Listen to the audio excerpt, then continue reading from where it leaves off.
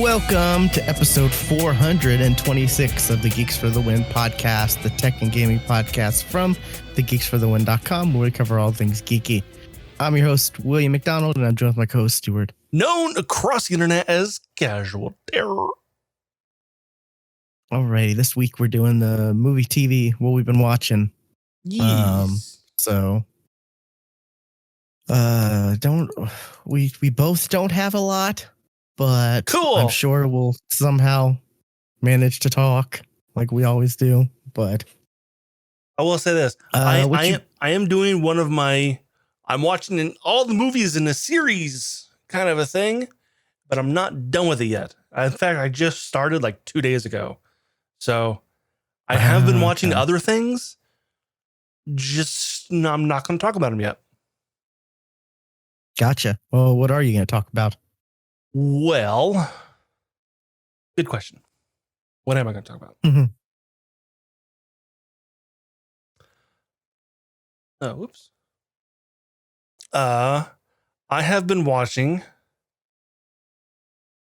Let's start off with a good thing first, before I get to a bad one. I watched a documentary.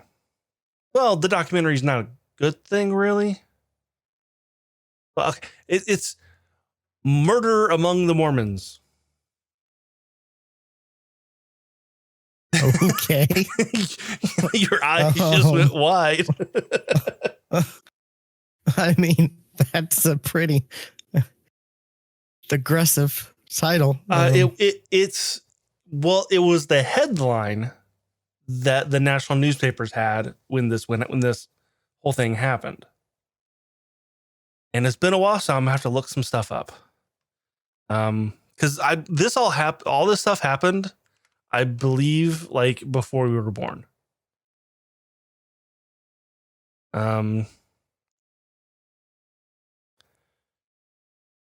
Probably so, because I have no idea what this is about. I think it was like mid 80s. Like this whole thing happened.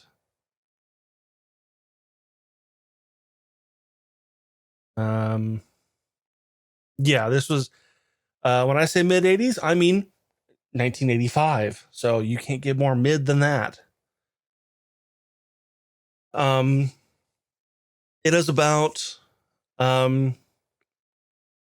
in Salt Lake City, Utah, which is basically the capital of Mormons, and I didn't realize that the Church of Jesus Christ and of Latter-day Saints were Mormons. I didn't know that. Okay. I didn't know that. Okay. I remember hearing a bunch, like commercials for the Church of Jesus Christ and of Latter-day Saints. I never put together that they were the Mormons. I didn't realize that those were the same group. And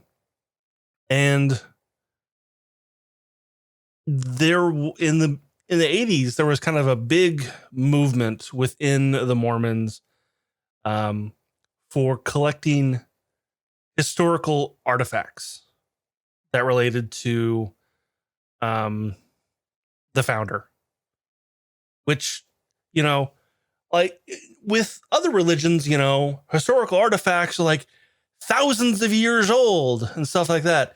But with the Mormons, it's like, it's only about 100 years old.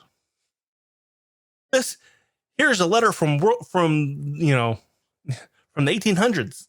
It's, still looks modern.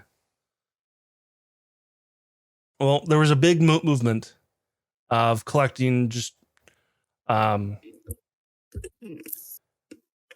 historical letters or stuff to deal with Joseph Smith and all that stuff. And there was one man who was finding all of this stuff. He was kind of like the go-to guy to find, this stuff.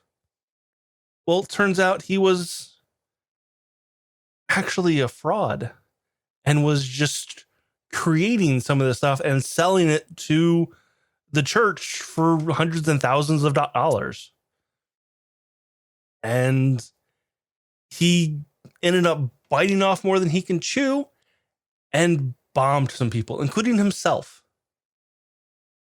Like he actually blew himself up on purpose. This wasn't like an accident. He did it on purpose to cover the fact that his latest find was fake and he wasn't even done making it yet. That was kind of like he wasn't done with it yet. So like, fuck, bomb.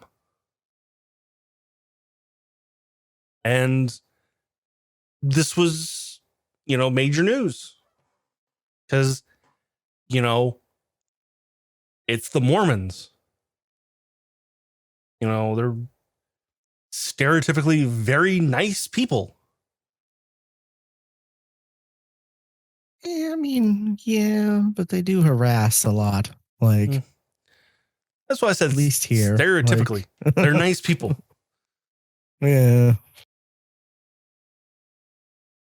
And it's a 3-part documentary on Netflix, and it's quite fascinating. I first heard about this on a podcast from a guy who lived during this time and remembered all of this stuff that happened. And because he still lives in Salt Lake City, so like he was, somewhat around this stuff. He was a Mormon, but and like I'll check it out, and it was good. Okay.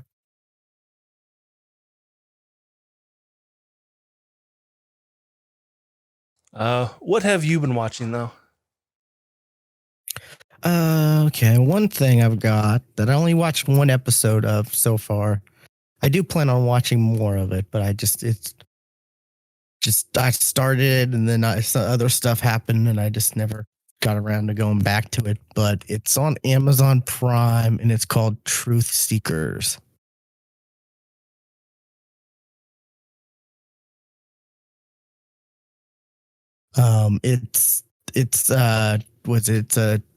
It's a kind of a comedy. There's comedy aspects to it, but it's like kind of supernatural-esque. And it's what is it called?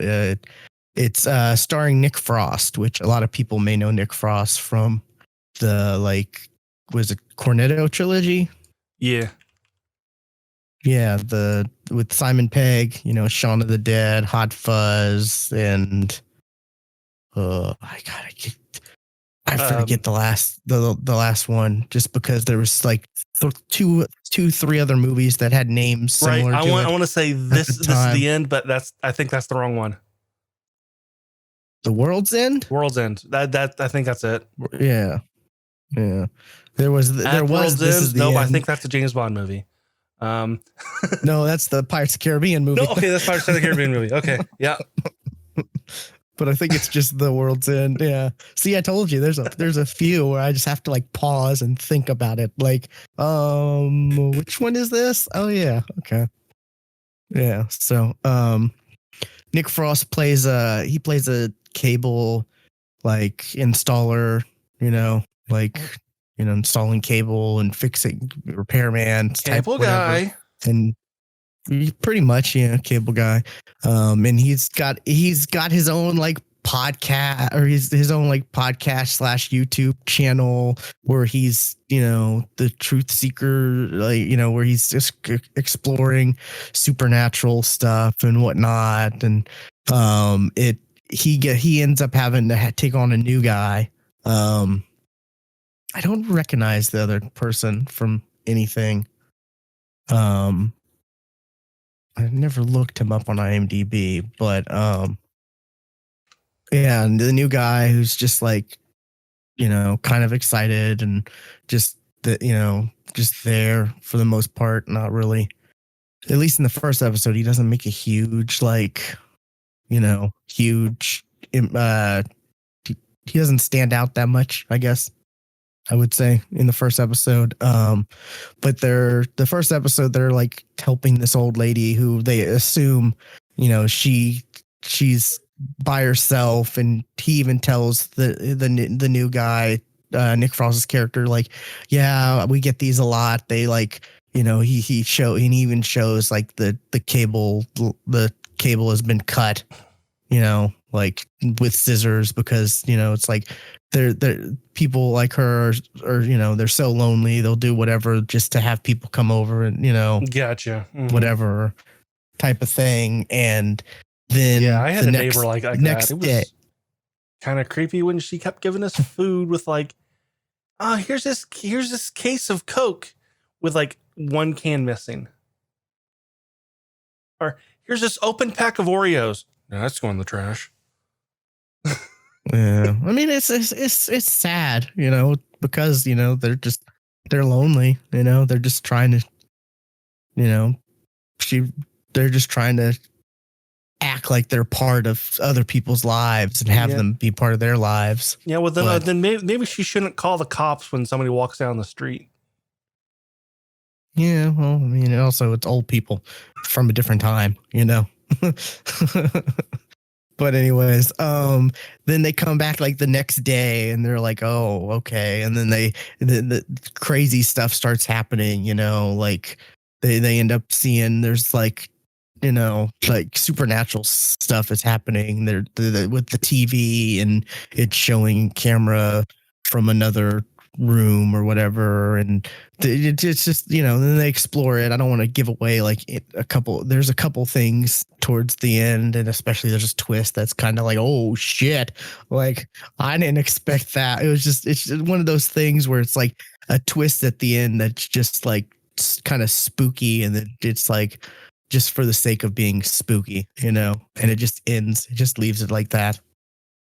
It's something that happens like when they're like leaving, like they're leaving for good. Something happens and you're just like, holy shit. At least I was. It caught me off guard. But it's good so far. There's the Nick Frost humor, which if you've ever watched anything with Nick Frost, he's, for the most part, he's pretty hilarious. But there are some like supernatural elements. It's kind of like I don't know, like a British Ghostbusters, maybe, if I had to compare it to anything. Okay. Only watching one episode, but like I said, I started it, and then I had other things I had to do, and I ended up watching other things, and just kind of fell to the side. But it is something that like I heard about a while back, and it's something that I want to continue watching just because I like Nick Frost, and I kind of like I like some supernatural type shows like this. Well, I mean, you also have people like, Malcolm McDowell. He's awesome. Oh, I forgot. Yeah, he plays Nick Frost's dad. And every time I see Malcolm McDowell, I'm just like, yes. I don't know. I just love him. I love him as an actor. He's just great. Also, he plays Simon his Pegg. dad. Also good. Is Simon Pegg in it? I'm on IMDb, which by the way has changed their look. Yeah, it's Nick Frost is in 8 episodes. Simon Pegg is in 7 episodes. Oh, so literally, I've watched the only one doesn't have. Okay, funny. But yeah, and Malcolm McDowell is hilarious in this. Like, there's some bits with him in it that's just great. Like I said, he's one of those actors I always love. Like, yeah, he's just distinctive. Like, just, and whenever he voices something, he's got a great voice. I like his voice. Yeah, he does. Whenever you're like watching a animated something and it's like his voice is a character's, but yeah. So I'm definitely gonna check more of this out. But yeah, and it's only like you said, 8 episodes, because it's I imagine it's British production, right? Yeah. Oh yeah. It's just, I imagine it's not like it says. See, that's the thing. Like a lot of these, they're like Amazon original or Netflix original, but they're actually not. They're just They're licensed. just like they're just originally, they're just licensed in the U.S. So they're like an original for the U.S. as far as licensing goes. But so it's always kind of it's always kind of iffy to like tell like what is actually like, oh, that's actually produced by, or made specifically for, Just looking on IMDb, production companies is Amazon Studio. Oh, is it? Okay. Oh, and as well as Stolen Picture.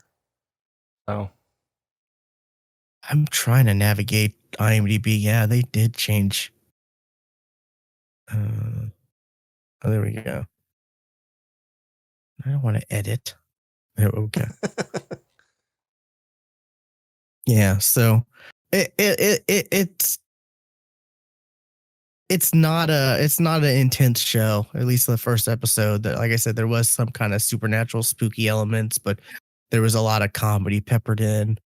It's just it's a fun watch. At least the first episode was, and I expect with Nick Frost and Malcolm McDowell and Simon Pegg, I expect a lot of like more episodes. Just like they're fun watches. Type of things. I don't expect a lot of like heavy, serious plot. Plot developments or anything crazy, spooky, scary, anything like that. But who knows? Maybe it could definitely, surprise me. But what else you got? Well, the only anime that I have is one that's on Netflix called The Record of Ragnarok. I think I've heard of this. This one is basically, the premise is all of the gods, and I do mean all of them, all of the pantheons. They decide we're just gonna kill all the humans, and one of the Valkyries kind of pipes up and says, "Why don't we give the humans a fighting chance and do Ragnarok?" Which Ragnarok is actually a fighting tournament, because of course it is, between gods and humans. Of course. Can't get more anime than fighting tournaments. This is an anime-ass anime, by the way. To the point is, I fucking hate it. I don't like. I watched all of the episodes. Wow. I don't like it. Like it's so anime. It's fucking annoying.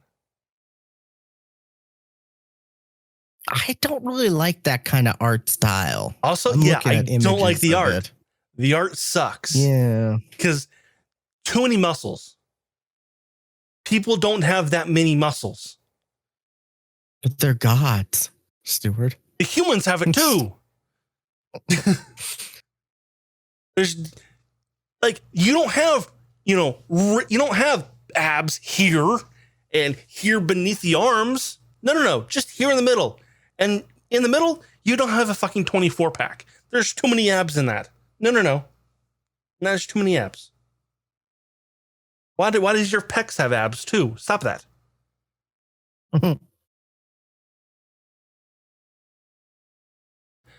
Yo, dog, I heard you like abs, so we put abs on your abs. That's exactly what this is. Oh, like it's got the same art style as what I see JoJo's Bizarre Adventure, that's a turnoff. That shows a turnoff for me. I never liked that art style. Yeah. It's just like, no. And it's a best of 13 tournament. So first to 7 wins. And the first season, I don't know if they're going to have any more, is only 3 fights. Like, but there's 12 episodes. You're right. There are. That's because every episode, like, oh, here's here's the fighter for the humans, Lu Bu, which I'm like, I know him from Dynasty Warriors. That's the only reason I know him from. And then it tells an entire episode of kind of his backstory. Oh, God. And then here's the god, Thor. And then here's an entire episode of kind of something he did. Or is it half the episode, and then half the episode is the fight, then the next episode is the rest of the fight. Like, that's kind of the formula it does. But it also does the anime thing of wind up for a hit. Oh my God, he's not going to use that move, is he? Yes, he is. I think, oh my God, he's using the move only for gods. Dun, dun, dun. Stop it. Wow, this has gotten you very, very wild up. Yeah. I was like, I hate it. I hate how anime it is. I was about to say something else, but that's a bad pun. I don't want to say it. Oh, I don't like it. I really don't. Yeah, I don't like the art style at all. You know, it just looks, I don't know. It looks too serious. If that makes any sense. It's so serious that it has two narrators. Two. You got the in-world narrator, which is Heimdall, who's the ringside, like, oh, Poseidon is hitting him so fast it looks like a blur to us. Oh, and then you makes sense. And then you have Heimdall can see everything, right? So it's kind of clever. I'll give it that. But and then you have the anime narrator, who I don't know whose side he's on. Like, which side he... And it's at this moment, at the deepest depths of despair, that Adam pulls together all of his strength and fights back against Zeus. Why are you telling us what we're seeing? Like, the narrator literally tells you what you see. It's like, is this for deaf people? I don't know. It sounds like it is, because you're literally telling us exactly what we see. Thing happens, then dude describes what just happened. The narrator describes what just happened. Then another thing happens, and rinse and repeat. Like, why?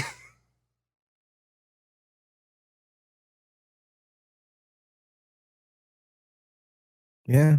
Also, for some reason, humans have supernatural abilities that the gods didn't know about.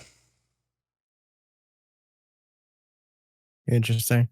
Yeah. Yeah. Like I said, I've heard about this, but I don't know. I never really thought to really seek it out much or anything like that. And I wouldn't. After listening to you, I'm definitely not checking this out. One, just because I just don't like the art style. Like that's what really gets me. Like when I look at an anime, the first thing I look at, it's got to be, the art style has to be pleasing for me, or, at least something I can tolerate. And this just the characters just look too harsh, They're very angular. Yeah. It just doesn't look good for me. Just in case you're curious, kind of here's what the fights were. Thor versus Lu Bu.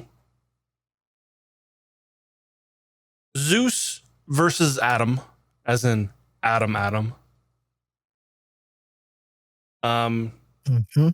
Which, hey, he's probably the human that most of the gods should know about, because, hey, he lived with them and he actually killed the god before they even went down they left paradise.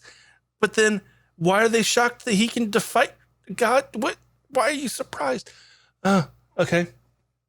Then it was Poseidon versus, I don't know the dude, some ancient Japanese swordsman who was famous for never winning a fight, because that makes sense. You know, but it's so shocking humanity, if he actually does win, though.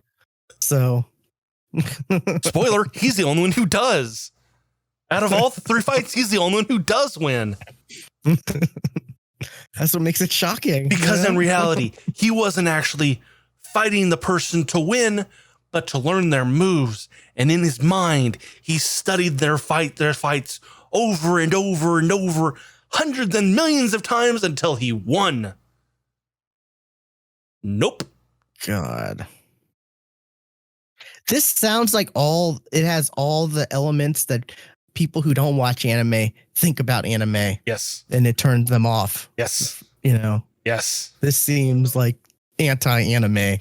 Like, and it sets up the next fight of Jack the Ripper versus Hercules. Oh God. Okay. That's okay, sure. That's a fight, I guess. And like earlier in the series, like we see like a list of like the humans who are fighting. I don't know a lot of them, but one stood out for me. Like, how Nikola Tesla. I'm sorry, he's not one known for fighting. So yeah, this is a stereotypical what outsiders, I say outsiders, what people who don't watch anime think anime is. It's this show, and I hate it. Yeah, like I said, anti-anime. Like, that's shocking. Yeah. Huh. But I watched all 12 episodes to make sure I hate it. Oh God, of course you did. Wow. Yeah. And every episode was literally me yelling at the TV, "Why are you doing this? Stop that." So many like Deus Ex Machina, like, oh wait, what's this? He's pulling something out of his ass. And then the god does that. And then the human does that again.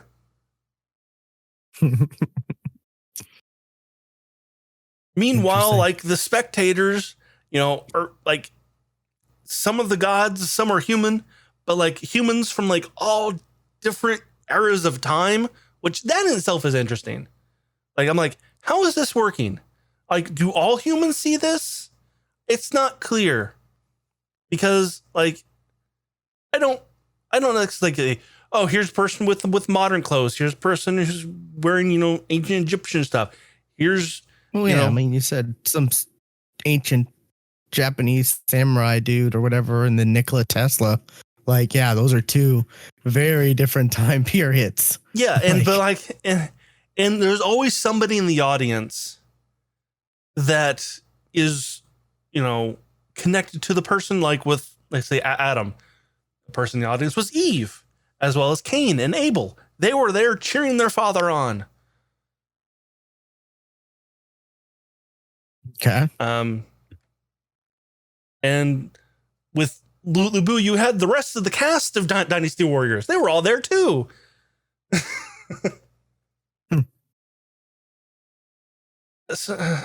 Something tells me you've been waiting a long time to bitch about this show, because you've just been fired up. Like, I haven't seen you this fired up in a while. Getting hot. Pissed me off. That's what it did. It pissed me off. I gotcha. I've been there. Yeah. All right. What have you been watching? Something I've been watching that's mostly taken up almost all my time, why I haven't watched a lot of things. I started watching the campaign 2 of Critical Role. Okay, cool. And you know I've been watching this, but you don't know how much. I finished campaign 2. I was going to talk about Critical Role because I finished campaign 2. Oh, nice. I am on episode 51. 51. Gotta So think of what I've been happened. watching a lot. Gotta think of what happened. Yeah, you have. I have it. I have it on a lot when I'm doing other things, like when I'm cooking. Yeah, I'll have that it was on mainly when I'm how I watched it. Was when I was doing something else. When I'm getting ready in the morning or whatever, I've got it on. When I'm so it's one of those things where it's like, yeah, okay, yeah.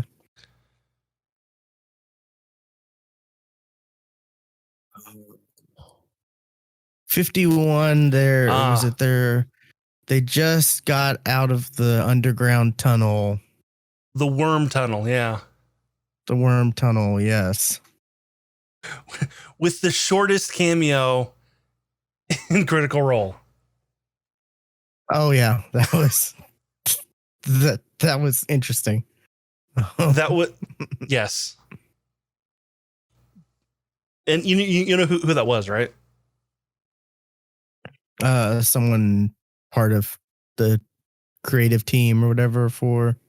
At least that's what they said, right? Yeah, it was Chris Perkins. Chris Perkins wrote a lot of the 5e books. Yeah.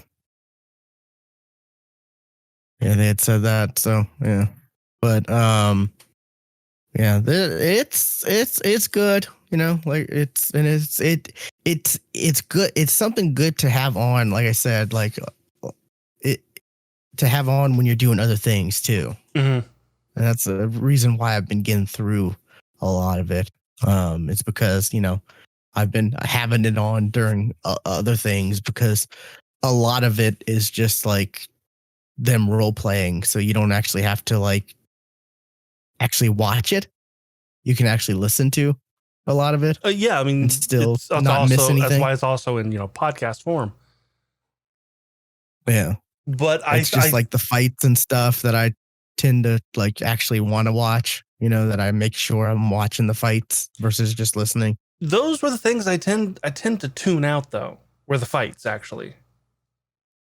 Really? Yeah, I kind of tuned out a lot of the fights.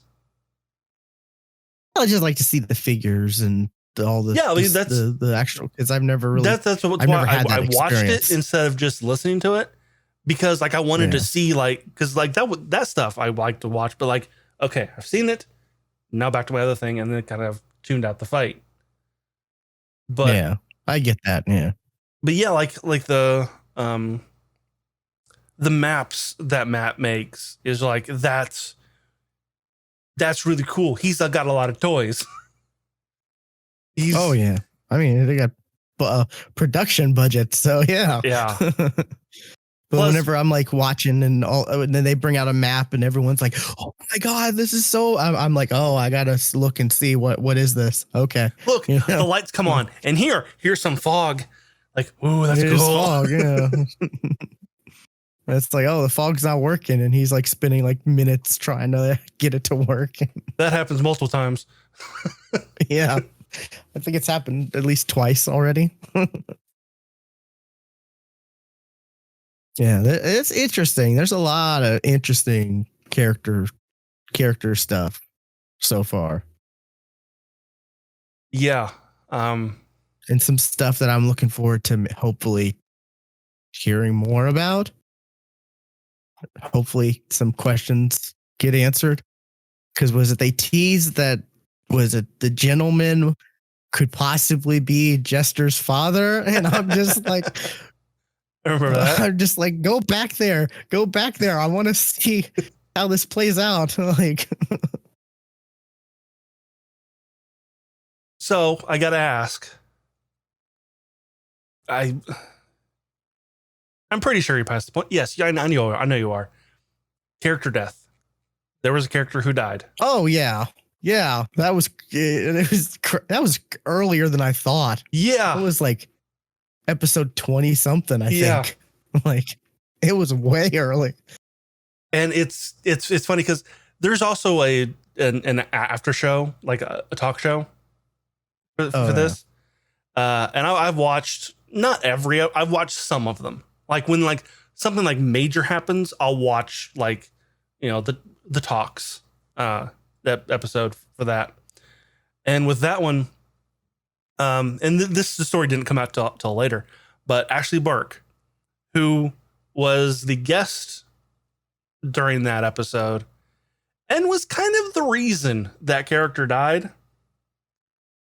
She said that now when she goes to conventions and like is on a train or something, and sees like a cosplayer dressed as Molly Mock, she goes, "Oh God, don't see me, don't see me, don't see me." And she gets like really nervous. Oh yeah. I don't know. Like it kind of irritated me a bit when she's like, "I'm going to give myself disadvantage," because I'm like, well, okay, but like, I see where you're going with that, but like, when you're rooting for them, you don't want to see. Yeah. And then that happened. Like he died, and it's like, oh God. Okay. Wow. There are two players in this that will give themselves a harder goal. Like Liam O'Brien, I was about to say Liam definitely gave himself I mean, this episode, for example, he started with him saying, yeah, last episode, I ended up using 4 level spells, which I only had 2. So I'm going to, like take away a 3rd level or whatever. And then when they got a long rest shortly after, he's like, I'm just going to take a 4th level away from this to make up for whatever. And he was like, and Travis was like, why are you doing that? Why? And he's like, how did you find this out? He's like, the internet. They let me know. Like, yeah. Well, like he made his character in hard mode. Like that whole thing with fire. Like that was all him. Like he put that in his character and had Matt like do something that involved his character to give himself a harder time to play.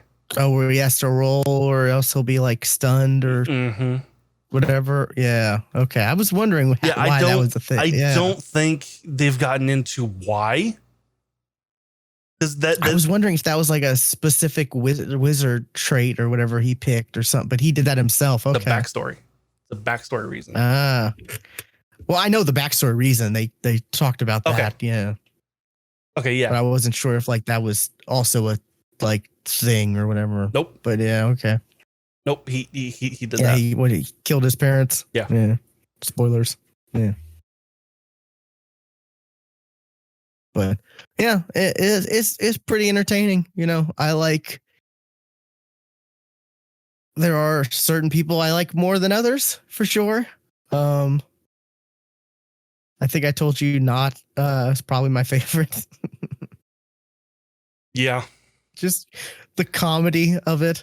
I mean, it's so funny.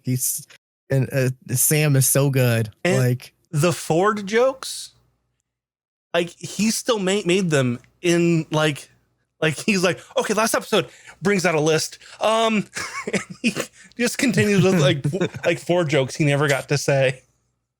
It's been a while since they made 4 jokes for me. Yeah, so I'm looking forward to more. Yeah, that's great. That's hilarious. Yeah, but yeah, it's really good, and I'm just like, it's almost too good where I'm like, I wonder if there is some scripted elements to it that they like coordinated with the characters, with their backstories,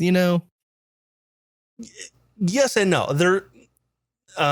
They'll come out with a wrap up where like fans and even though the players ask questions like, what was up with this thing? What was up with this thing? And yeah, see what Critical Role is. It's not only like the DM who's a good storyteller. The players are good storytellers too. And they work and they work off each other so well. And they improv so well to tell such a damn good story. And another thing I told you about, it makes me feel better about myself because they mess up a lot. Like Ashley, she doesn't know how to play D&D. she has no, yeah. She does not know how to play D&D. She asks questions all the time. And well, it's like also like one episode, she plays one episode and then she's gone for like 2.5 months. yeah, and that doesn't help. And Matt's like, Matt's like at the end of the episode, she's on, yeah, we'll try to Skype and she never Skypes in. Like Liam Skyped in once. They did it a lot for the first campaign. I imagine that. I thought that was probably the case. Yeah, that'd probably be the case. But yeah, so far, like there's been, and it's just hilarious because he talks about, yeah, we'll try to Skype in, and so far, like I said, I'm on episode 51, and there's the only Skype in that has been was Liam, like once, which was impressive the way they had that set up. Like, yeah. It seems I mean, just the fact that they were able to, like, you know, you were able to hear him pretty well, and that he was able to hear, and just like, you know, good on them. And it, you know, it's a lot easier to do that stuff now, but like this was like 3-4 years ago, right? Right. And like when you watch, like, if you go back and watch like campaign 1 stuff, when they were doing it then, it was literally a laptop sitting on the table and a microphone pointed at the laptop. Yeah. So like it's about that quality you kind of expect from that. So gotcha with that. Yeah. But yeah, and the stability you expect from Skype. Oh yeah, that's true. But yeah, I'm enjoying it. It's fun and it's interesting, and like I said, there's a lot of mistakes that go, like they like they didn't know, like once you got to level 5, certain like firebolt and stuff like that, the damage went up. Yeah, like it took them a while to actually get that, you know, to actually remember that. And I'm just like, no, you could be doing more damage though. Like it's very entertaining. Like it's entertaining, and that, you know, it's also like I'm learning about other classes that I don't really know too much about. Mm-hmm. So that's also fun, you know. And I like I like where it's at now, because the first, like, I don't know how many, like first 20 episodes, the YouTube videos had like intermissions. Now they just, oh, we're gonna take a break. Go to the other Twitch channel for the giveaway. Oh, and we're back, and the giveaway winner is, you know, they don't have that intermission in the YouTube videos. That doesn't last long. So I don't have. They come back. It comes back. They come back. Oh God. Oh, because oh man, I enjoyed it so much, because, you know, having to fast forward like 15 minutes or whatever, yeah, just kind of a pain, you know, when you're watching it while doing something else, you know. But yeah, and you also mentioned to me, like, one of the best parts that I love is the ad reads at the beginning. Yes, from Sam. Those are good. They're so good. He's on the. I'm running for president of D&D Beyond. Gotcha. Right now. That whole stuff. That's where he's at. Yeah. Okay. Yeah. I know. Yep. He's so good. Like I said, I'm kind of upset because I saw who's in the third campaign. Like, he's not in it. It's not a campaign. It's a mini campaign. It's only eight episodes. Oh, is it? Yeah. Okay. Yeah. Okay. So it's more of a side thing, I guess. Okay, that's good. That's good to know. Yeah, because, boy, yeah, I was really like, oh, what? No, I like Sam. He's the funniest out of everyone. Like, yeah, it's only what they're doing right now is only 8 episodes long, and they just did episode 2 like yesterday. Gotcha. Okay. Yeah. But yeah, I've been looking through I've been looking through a lot of their IMDb's and just like, oh my God, I didn't realize that person did that, or they did that, or they did that, or, you know. Oh yeah, Ashley Johnson was the waitress in Avengers. Right. And she got she was like on screen, like, this could be something, but never, exactly. nothing ever happened with. It was always, and there was rumors that it was going to turn into something, or she was going to, I remember that back then. Yeah. And just like, okay. Okay. That's interesting. I didn't realize they voiced that, or, you know, was it Laura Bailey was Kid Trunks? Kid Trunks. Yeah. Yeah. What? Well, like if you go and like watch like a clip of like at campaign 1 and like watch her talk, like this is not the same person. It's like she has an amazing range. There was a time she did something and I just couldn't remember. I was like, that sounds so familiar. What is that? And then I ended up looking. Yeah, it was she was doing like, it sounded like Kid Trunks. She was just like goofing around as Jester or whatever, and her voice went somewhere else or whatever. And yeah, like I'm just like, oh, like it was bugging me. I was like, I recognize that sounds like something. I have to look that up. Yeah. Yeah, it's just crazy. Laura Bailey is an amazing voice actress. Oh yeah, yeah, definitely. A lot of range. So yeah, it's good stuff. I'm enjoying it. Probably gonna be slowing down a bit because I haven't watched a lot of other stuff. And yeah, I took months in between. Like I'll binge a bunch, take a long break, binge a bunch, take a long break. That's how I watched campaign 2. Yeah, it's also that I really like want to be playing D&D more, but that just doesn't seem to be in the cards for us. We just always have issues, you know. Yeah. So this also helps with that, you know. This helps kind of scratch that itch. So, but yeah, that's the main reason. At least I don't have a lot more to talk about. But like I said, I'm probably going to be slowing down on that. What's definitely hard for me as a DM to go like, that's an amazing idea. Don't take that. Don't take that. That's so easy to copy and it's so cool, but don't steal that. Don't put that in your game. Don't do it. Oh, I bet. Yeah. There's a lot of interesting stuff. And I believe like what you're about to get into is some really cool shit. Like what's about to happen. Yeah. Question. Ashley Johnson in campaign 1, was she, because like I don't know if it's just her character, but in campaign 1, or if it's just her like improv acting, whatever, but she's not like it just doesn't feel, it just feels clumsy and just doesn't feel like she's confident in what she's saying. And I don't know if it's necessarily the character, because it could just be the character. One, that character that she's playing is like an imposing character, but also a bit of a doofus.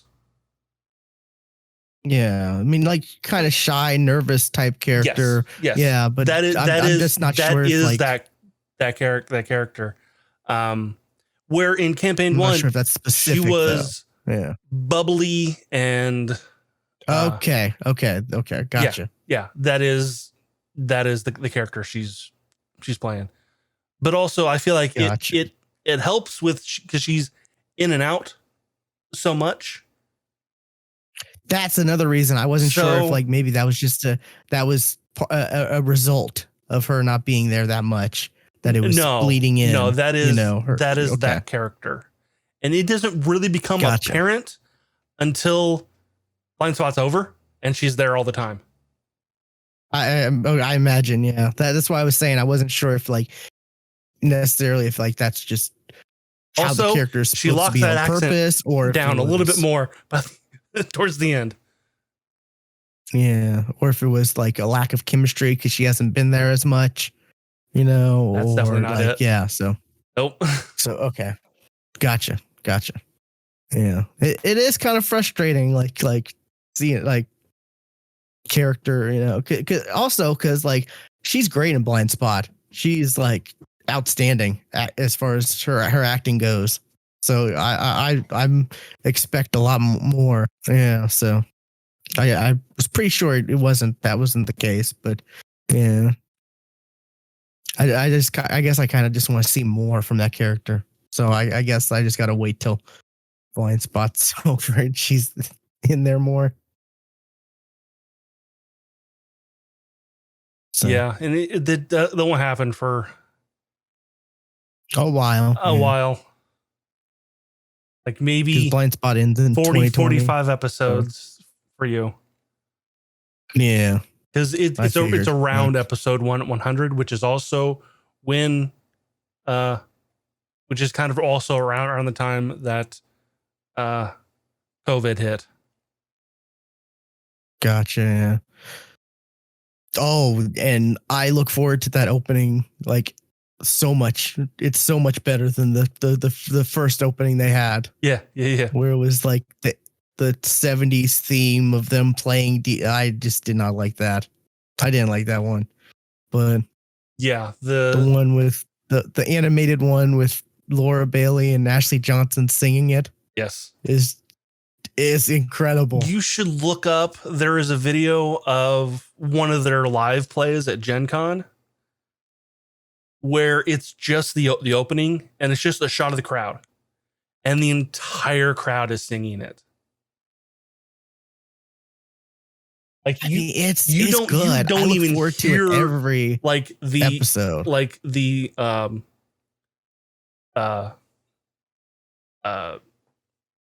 the actual audio from the other. You just hear the crowd. Yeah. Like I definitely do not skip that. I make sure to watch it every time. I never did. I never skipped it. So good, yeah. So, alrighty, what else you got? Well, the only other thing I got is Loki. That's one of mine. I got one thing after Loki. So, why don't we talk about your one thing before we get into Loki? Okay. I saw Fast 9. Oh, really? Yeah. Something that was supposed to come out over a year ago, I think.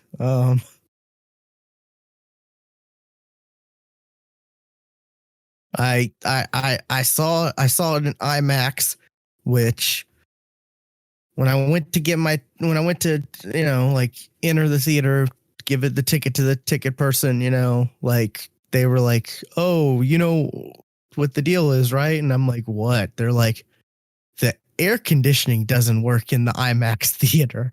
And I was like, "No." Especially during during this heat wave. It's just like a 2.5 hour movie. Like it's not a short movie.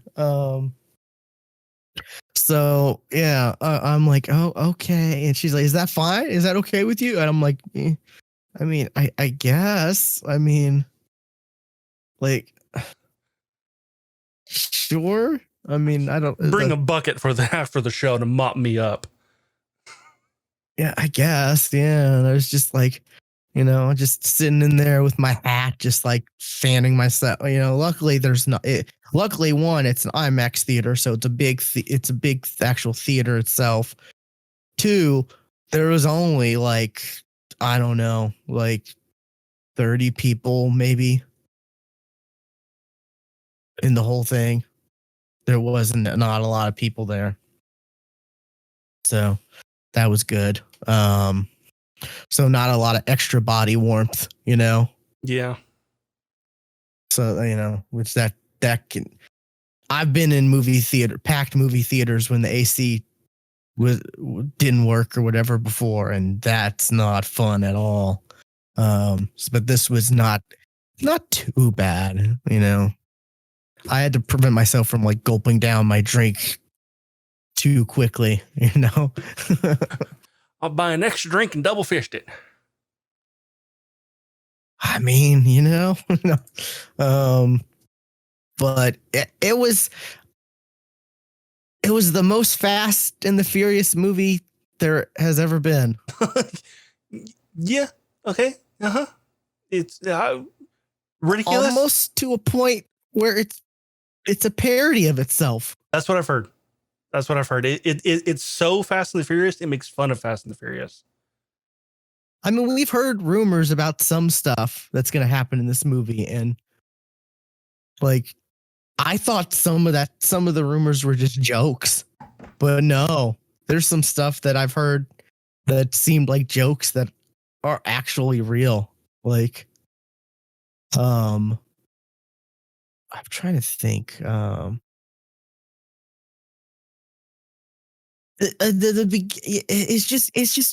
was just a weird movie. Like I don't know.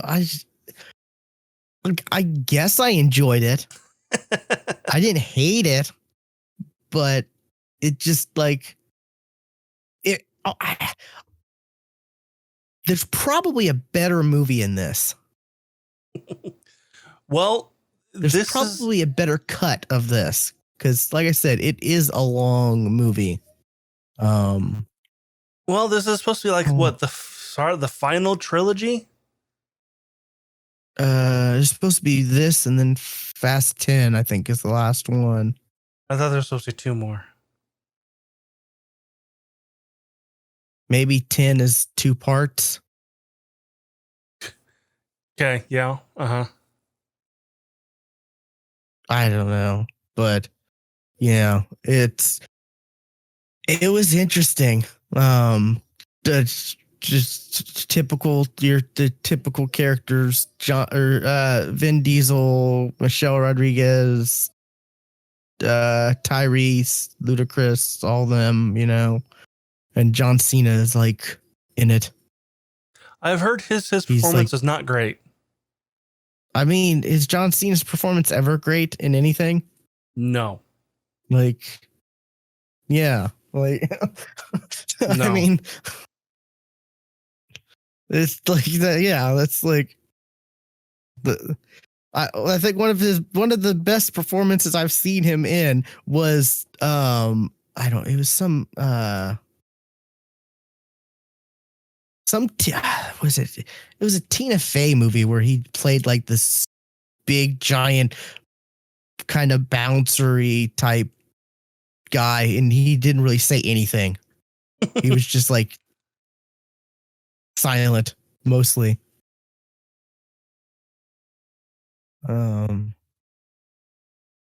that tells you something there. Sisters, yeah, it was Tina Fey and Amy Poehler, yeah, and he was just like this big menacing like guy and didn't really say anything. So yeah, not much of John Cena stuff like I've actually liked, but yeah, he was like, I think it's in the trailer too. He's like Dom's brother. Yeah. Yeah. Which is like, oh, okay. You know, sure. Why not? Okay. Charlize Theron's in it. Now they just need to get Batista in there and then have Hobbs, Dom's brother, and then whatever Batista, all them team up at a wrestling event.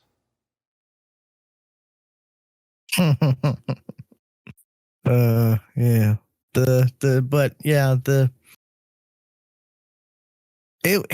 I don't know. It was all right. I don't feel like I enjoyed this as much as I have other ones. Like, I wouldn't say this is definitely my favorite in the Fast and Furious franchise. So it's no Tokyo Drift. Okay. I actually like Tokyo Drift. I do too. It's my favorite one. Yeah. I mean, It's my favorite one. So it's no Tokyo Drift. I think 8 is better. I don't remember 8. I really don't. 8's the one where the was that the one they were all no. 8's the one that has one of my favorite scenes in movies where it's Jason Statham who has the baby on the harness and he's fighting. Yes. Oh, it's such a good scene. The baby. Right. And he's got the like the music on the baby's head so he doesn't oh, it's so good. Oh, it's great. I can't remember if that's the one where they're like also like driving on the ice trying to stop a nuclear missile or that was whatever. 6? What I know that was the one with the Rock. The Rock was in that one. I think that was 6. Right? Yeah. I mean, just saying these things like also this gets like there's a lot of tech stuff that's like this seems way too advanced for a Fast and Furious movie. I'll just leave it at that. They're slowly becoming Transformers. Let's just they're slowly becoming Transformers, and they're going to mix those two genres. Maybe, who knows? But yeah, it was a lot of weird technology that was kind of hard for me to just like, just like be okay with in this universe, like like sci-fi technology, like, no, that's not what Fast and Furious is about. Like, okay, whatever. But anyways, there is a mid-credit scene. It's lost what Fast and Furious has been about since they were driving a safe down the highway in, was it Rio? Maybe. I want to say Rio. In the beginning of the movie, like, went on way too long and made no sense. I can't even remember why the beginning of the first scene of the movie was. Like, I can't even remember why it was. I don't want to. It just seemed like it had nothing to. And I was questioning, like, am I in the right movie? Like, is this too long to be a preview for something else? Like, what? Like, yeah, I'm sure you'll end up seeing this eventually. So, yeah. We'll definitely talk about it whenever that. But yeah, there is a mid-credit scene too, though. That kind of is worth it. It's kind of one of the best parts of the whole movie. Cool. Okay. Watch it for the end credits. Okay. Like mid-credit. Luckily, you don't have to wait for the whole entire credits. Thankfully, I looked it up just to I try to look them up, but I end up forgetting until it's like the credits are about to start. And then I'm like on my phone scrambling, trying to go to aftercredits.com to see if that's where I go. Anything else. Yeah. So yeah, it's like I said, it's definitely, I don't know if like it's becoming a parody of itself. And I'll just say that, yeah, like, the Ragnarok anime is what a lot of people think, like who haven't seen. This is what there's a lot of elements to people who have never seen Fast and the Furious like movies think the Fast and the Furious are. Okay. Gotcha. As far as the ridiculousness of things goes, yeah. Just to tie that back, and, nice little bow. I guess we can talk about Loki now. All right.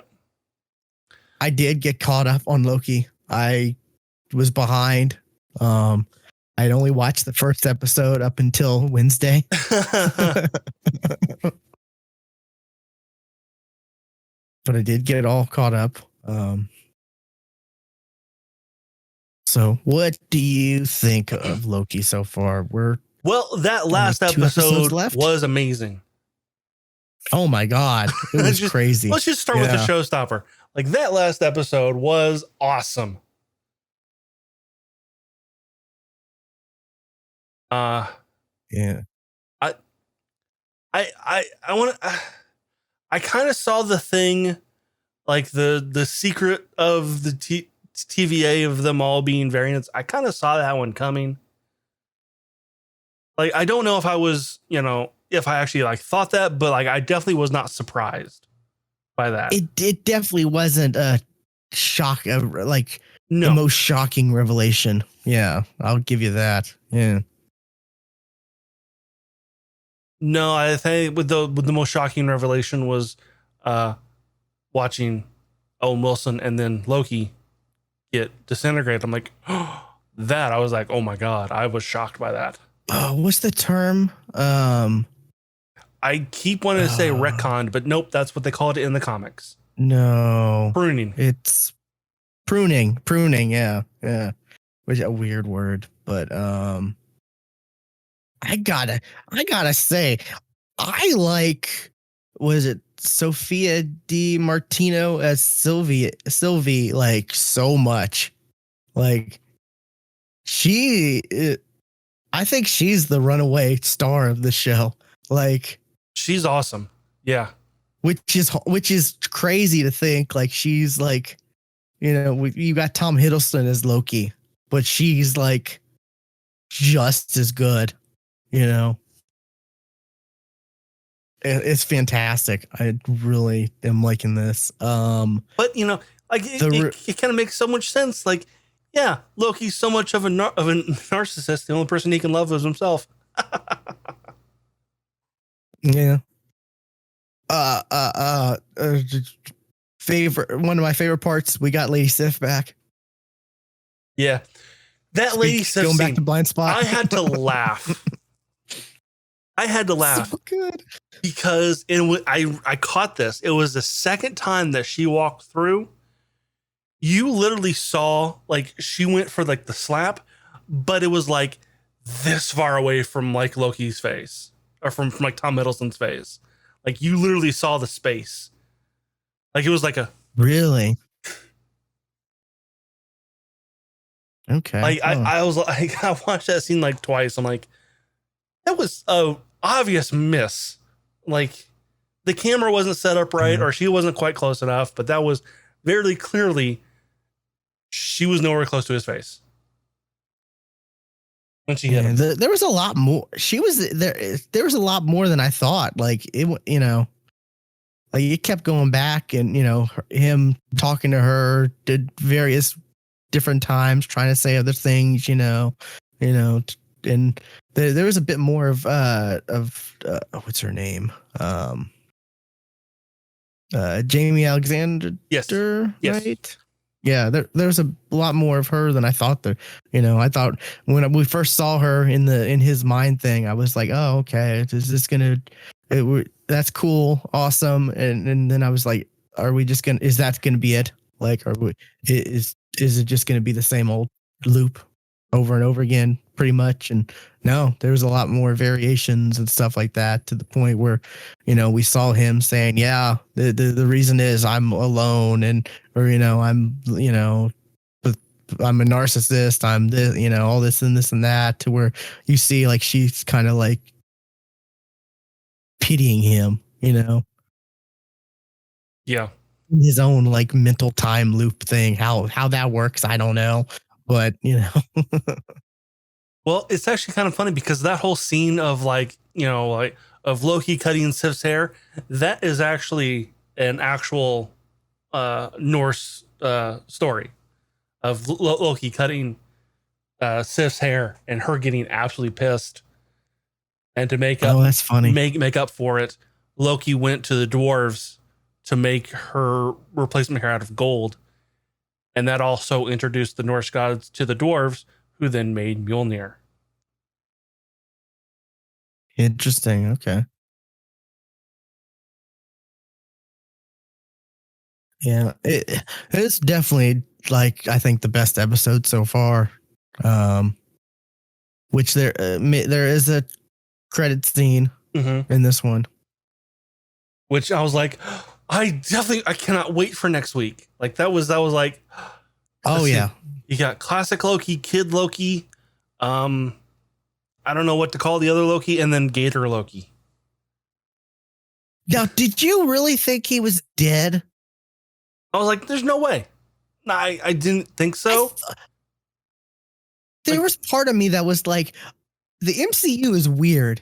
I could see like her, like I said, like she was so good. She has been so good in this series. I could see them like transitioning maybe Tom Hiddleston out and her maybe whatever, in as like a female Loki. And there was part of me that was kind of like, oh my God, okay, this is interesting. Okay. Yes. Like I was just like freaking out when that happened. Yeah. And then we got the mid-credit thing and I'm like, oh, okay. Which also means that Mobius is probably not dead either. Oh yeah. Yeah. Because exactly. Spoiler in the trailers, there's another scene with him that we have not seen. Yeah. What was I gonna say?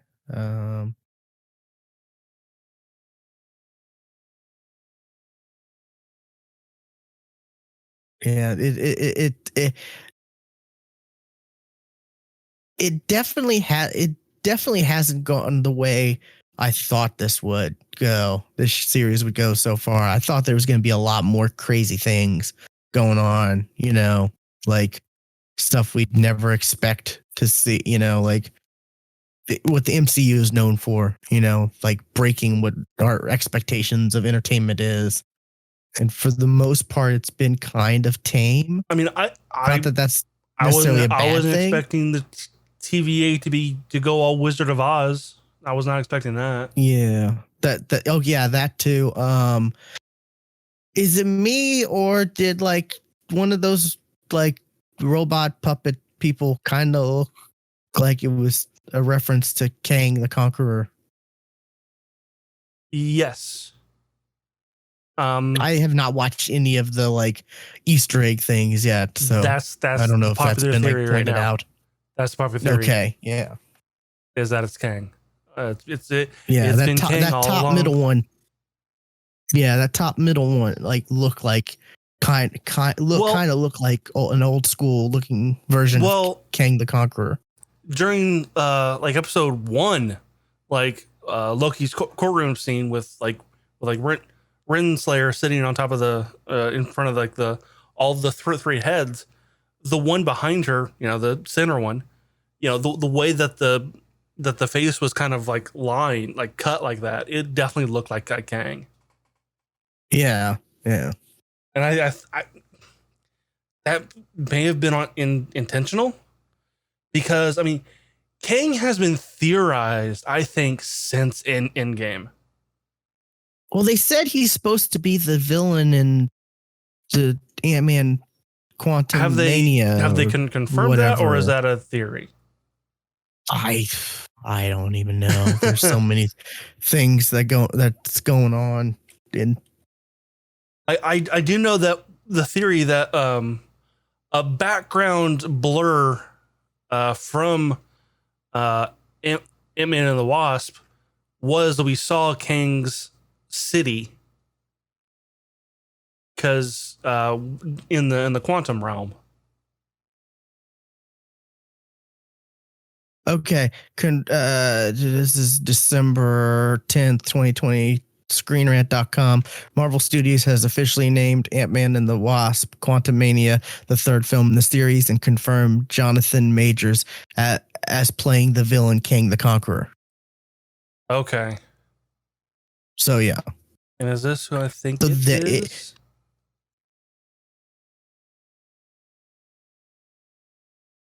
Okay, so maybe that's interesting. This Kang?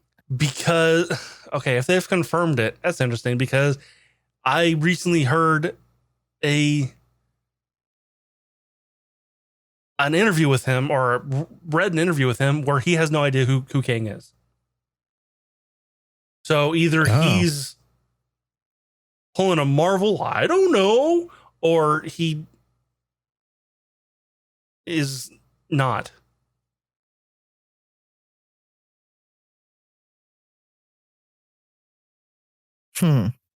Interesting. Yeah. I don't know. I'm just I did see there were theories that maybe this like the city you see like that you saw like in the TVA, you know, you saw the city in the background or whatever, that was maybe the quantum verse or something like that. I've seen people talk maybe that, you know, so maybe this is all connected. I don't know. Oh, okay.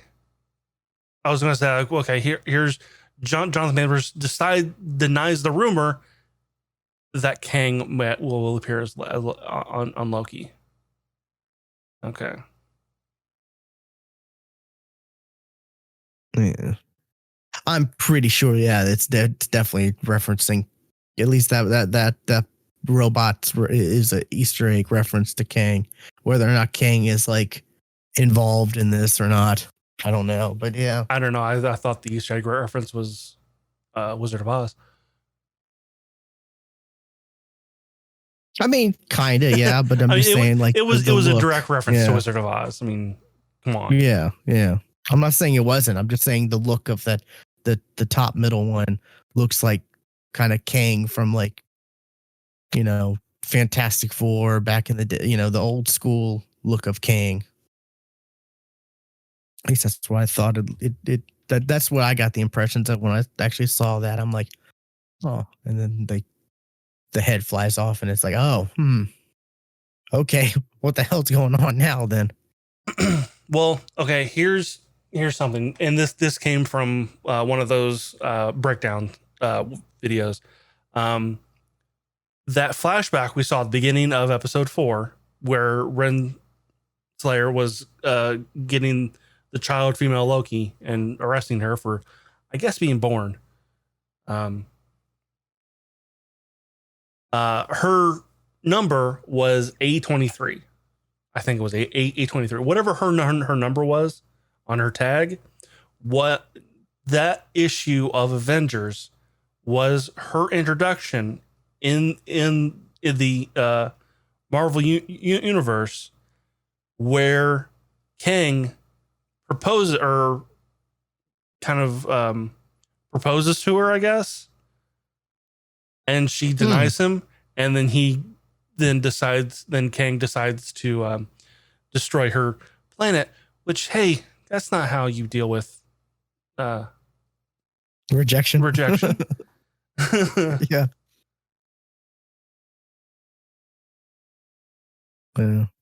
Interesting. I don't know. I'm looking forward to that credit scene, mid-credit scene or whatever, like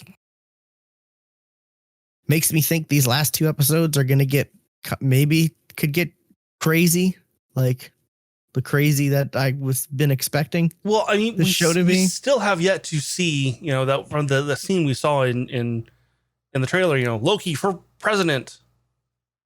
Yeah, like that's but also like, or Loki sitting on a giant Loki throne on Asgard. We haven't seen that either. Yeah, I mean, also they've made stuff that's just been for advertisement, like the whole Hulk in Wakanda. You know, that's like the biggest example. You know, Hulk was never in Wakanda, at least not in the movie. So who knows? But yeah, I'm excited. I'm glad. Also, Owen Wilson's has been great in this. Like, he's not been typical Owen Wilson. He's actually acting. He did come close, very close to saying "wow," because instead he said "how." It was very close, very close, but he hasn't said it. Yeah, but yeah. So yeah, his acting's been pretty good in this. I've It's been great. I've enjoyed him. And that whole Yeah. that was a cool moment. The, we're about to be right now, where I'm supposed to be before all this, before I was taken. Like, that was a cool scene. Like, that was pretty cool coming from him. And then, yep, gone. And the just the whole jet ski thing, like looking back at that, like when you do know that when you do find out that they are variants, like makes so much sense now. Like, probably, I was probably riding a jet ski. Probably owned a couple jet skis. Yeah, it's probably like something that's bleeding through, his subconscious or whatever. He was and jet ski salesman. Jet ski salesman. Yeah. So he was the creator of the jet ski. No, who knows? But yeah, so turns out he's actually a variant of Owen Wilson. Huh. Weird. Yeah. Who became a jet ski salesman. Yeah. I am definitely enjoying this. And kind of sad that like there's only 2 more episodes, Yeah. What's next after this though? What if? What if's the next thing, right? What if is the next thing? Is that this month though too?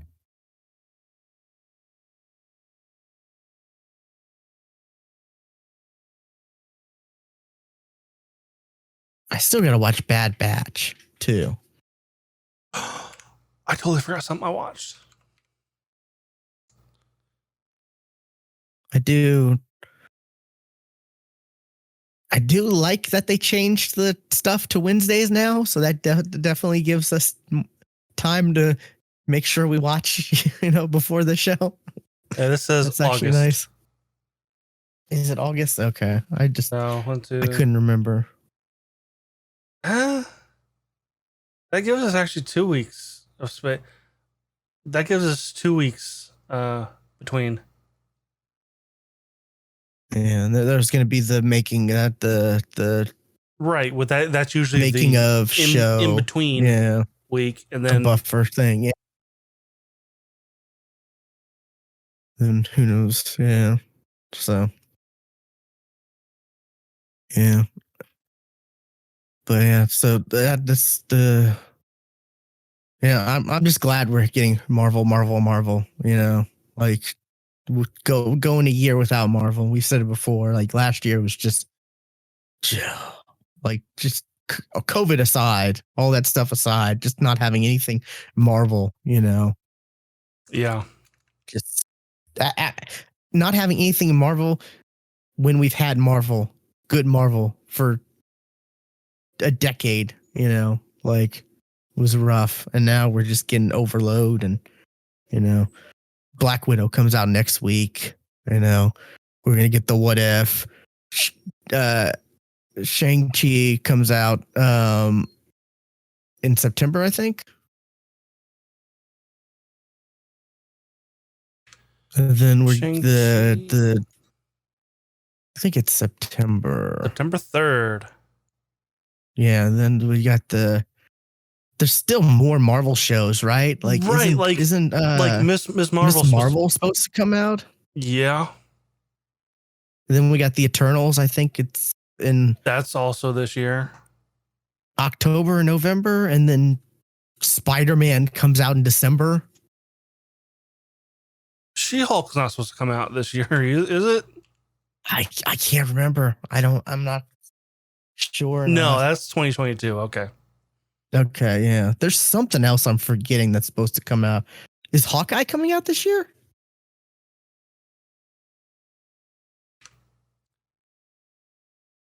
Yes. Yeah, okay, and then we got Hawkeye. Yeah, so God, there's just so much. Yeah. It's great. It's a great time. Oh, wait. One of these things is, why was Hawkeye canceled? Hawkeye's not canceled. They've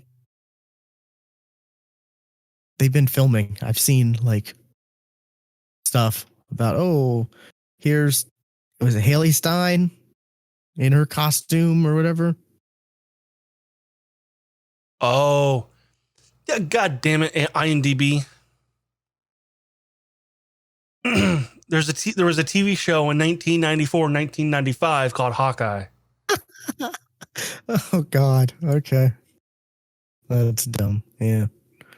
Yeah. Hawkeye. Sometime this year. I don't know if it has an actual release date yet. But yeah. Google just says 2020 to 21. So yeah. So yeah, there's a lot. I'm definitely looking forward to a lot of the stuff, more MCU stuff. So what else? You said you got one last thing? Yeah, there's something I completely forgot I watched.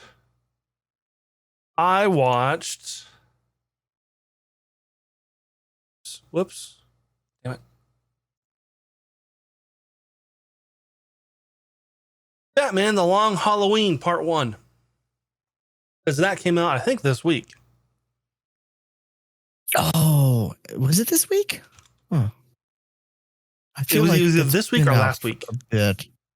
Yeah. But it was... I want to watch this, yeah. This has... Doesn't this have the supernatural dude as Batman? Yeah. Jensen Ackles as Batman. As well as Naya Rivera as Catwoman, who actually died this year. Oh, wow. Like she went out on a boat with her son and never came back.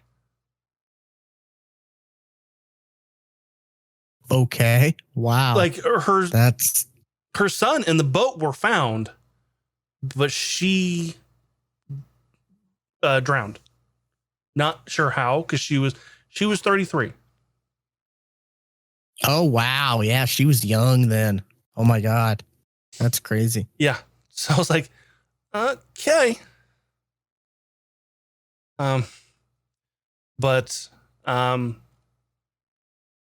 Yeah, this is very interesting.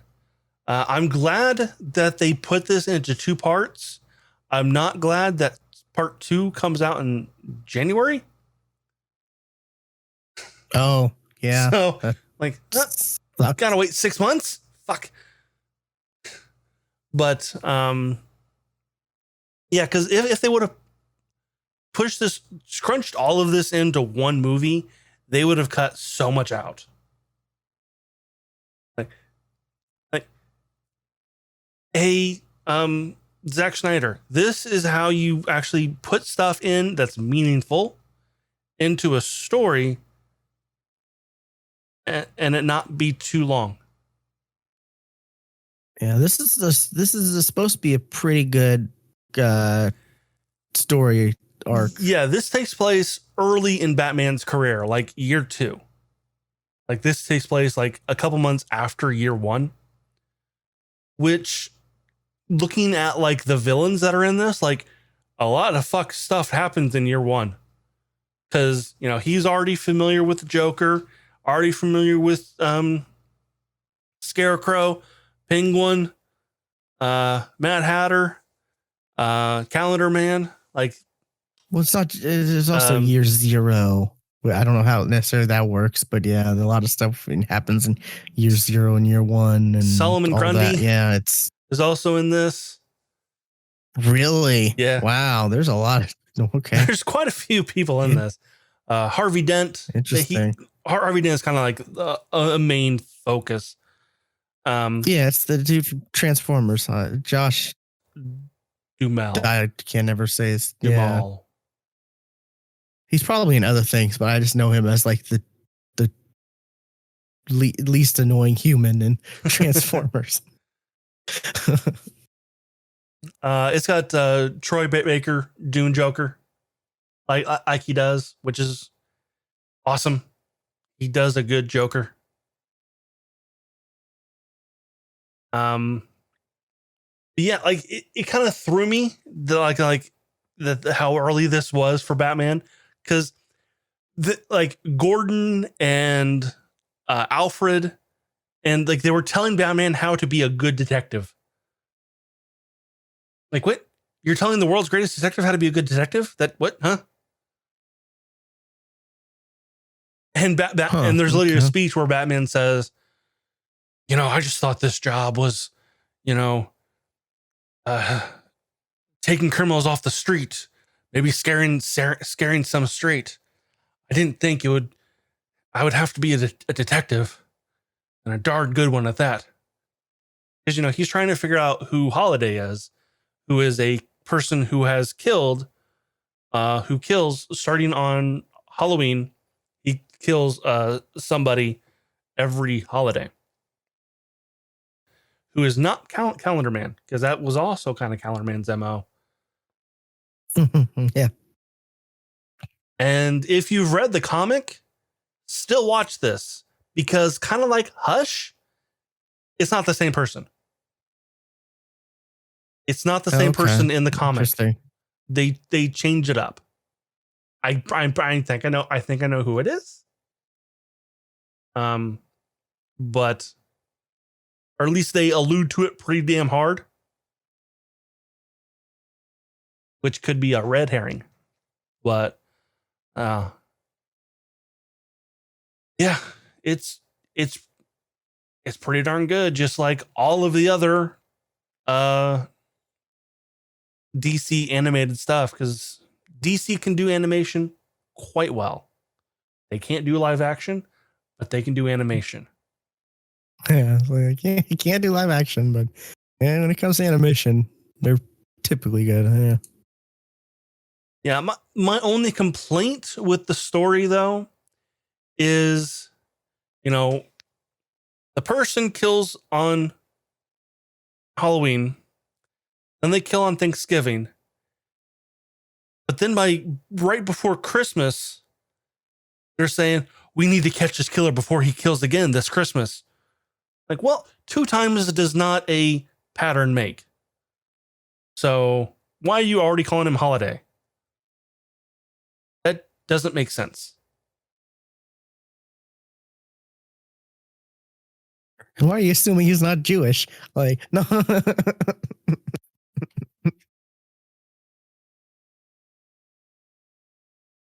Yeah, I'm definitely looking forward to.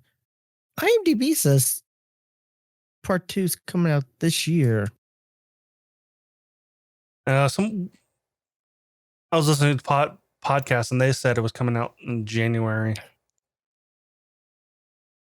says coming soon. Part 2 coming soon. Releases July 27th, 2021. If so, even then better. Hell, that's all right. Yeah, sure. Give us a month. That's awesome. Yes. Which, that's the way to do it, I guess. Yeah.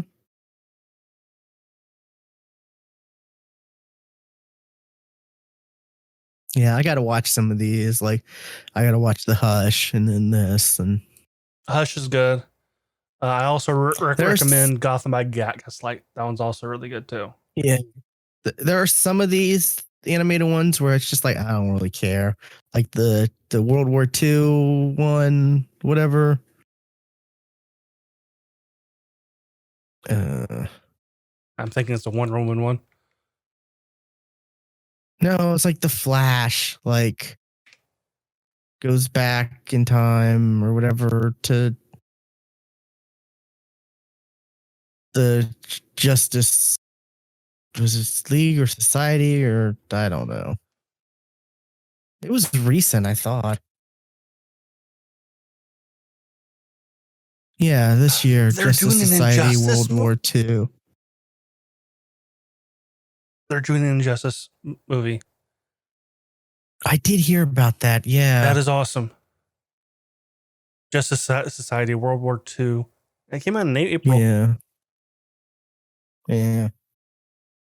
Not really too interested in that. I can live without seeing that, but yeah, I want to see Hush and Long Halloween. HBO.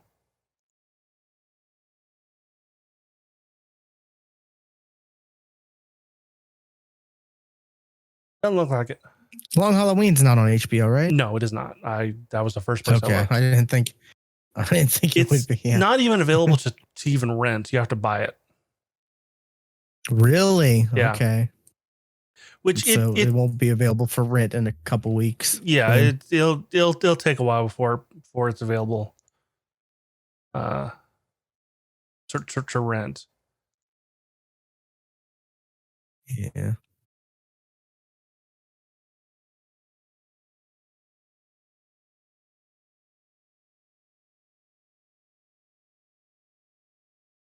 Well, that's great if the part 2 comes out in this month.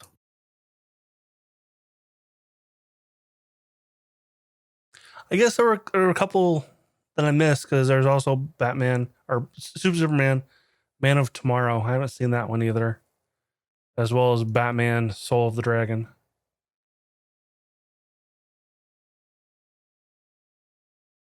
They're pumping a lot of these out. Yeah. Good. They're It's good. impressive. They're really good. So keep on it.